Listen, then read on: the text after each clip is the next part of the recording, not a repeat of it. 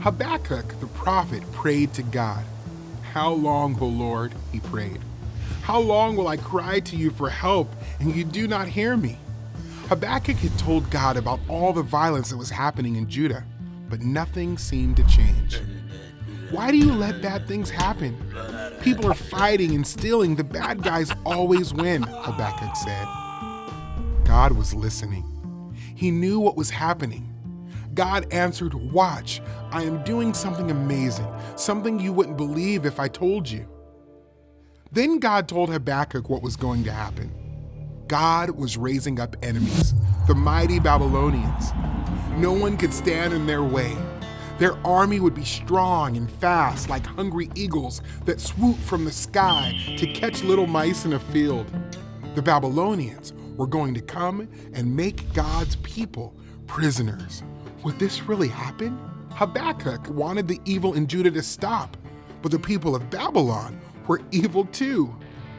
"Why do it this way, Lord?" Habakkuk asked. God answered, "I'm going to show you what will happen. Be patient and wait for it. If you are righteous, you will live by faith. It may seem like evil people are winning now, but they won't win in the end," God said. God knows how to deal with evil people like the Babylonians. He promised Habakkuk that the people's captivity in Babylon wouldn't last forever. God was going to bring his people back to their land. Habakkuk prayed. People had forgotten about God. They didn't care about sin. They didn't pray.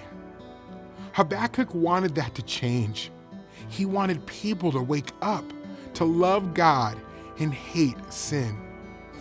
"You've done so many amazing, powerful things. Please do it again so everyone will know you. Be merciful to us," Habakkuk said.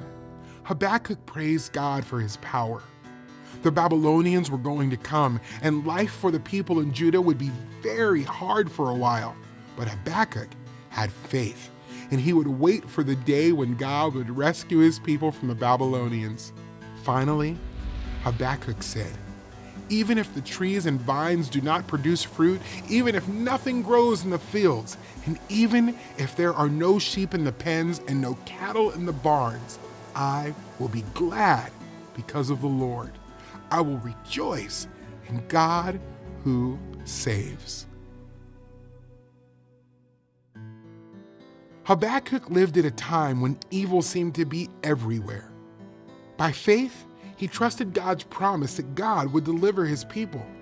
Injustice, violence, and wickedness surround us today, but we can live by faith and trust that Jesus will return to make all things right.